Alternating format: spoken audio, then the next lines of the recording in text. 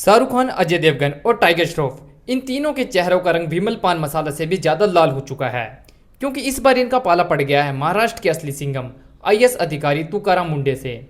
और तुकाराम जी ने इन तीनों के गले में ऐसा कानूनी नोटिस अटका दिया है कि इनसे ना तो थूका जा रहा है और ना ही से निगला जा रहा है। अजय देवगन फिल्मों में तो आतामाजी सटकली बोलकर गुंडों को हवा में उछाल देते हैं, लेकिन टीवी पर पिछले कई सालों से बता रहे हैं दाने दाने में केसर कदम। शाहरुख खान पूरी दुनिया को रोमांस सिखाने वाले बादशाह हाथ में चमचमाता पैकेट लेकर कह रहे हैं ये लीजिए और जुआ केसरी कर लीजिए। टाइगर भैया वर्कआउट और फिटनेस की सीख देते हैं, लेकिन टीवी स्क्रीन पर आते ही इनकी सेहत का राज बन जाता है 5 रुपए की विमल इलायची। मतलब सोचिए, तीनों सुपरस्टार करोड़ों की फीस लेकर हेलीकॉप्टर से उतरकर सिद्धा से इलायची बेच रहे हैं। पर असल बात यह है कि यह इलायची का विज्ञापन है ही नहीं, असली खेल है गुटखा और पान मसाला का। जहां तंबाकू उत्पाद भारत में बैन है, वहां कानून की आंख में धूल झोंकने के लिए उसी नाम और रंग की इलायची का ड्रामा किया जाता है। इसे कहते हैं सैरोगेट एडवर्टाइजिंग। लेकिन तुकाराम मुंडे के एफडीए विभाग ने इन तीनों को 15 दिन का नोटिस थमा दिया और ऐसी बातें बताने को कही हैं कि तीनों के पसीने छूट रहे हैं। जैसे इस विमल इलायची और पान मसाले के विज्ञापन में काम करना और प्रमोशन तुरंत रोकें। अपने इंस्टाग्राम, फेसबुक और यूट्यूब के ऐड के सारे वीडियो और पोस्ट तुरंत डिलीट करें।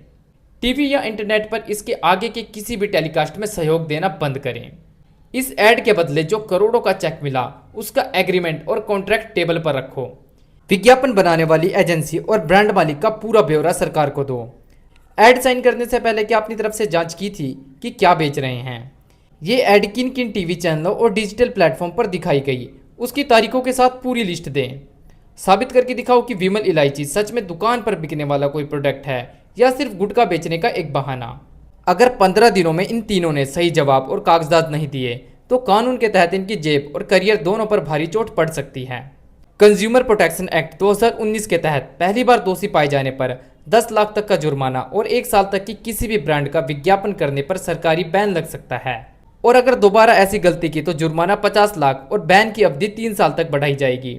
फूड सेफ्टी एक्ट 2006 के धारा 24 और 53 के तहत भ्रामक खाद्य विज्ञापन का हिस्सा बनने पर 10 लाख का अतिरिक्त जुर्माना अलग से ठोका जा सकता है। तुकाराम के जज्बे को दिल से सलाम है, लेकिन सबसे बड़ा सवाल इन सितारों का नहीं, हम भारत की जनता का है। क्या हमें सच में अपनी आंखों से यह पूरा खेल दिखाई नहीं देता?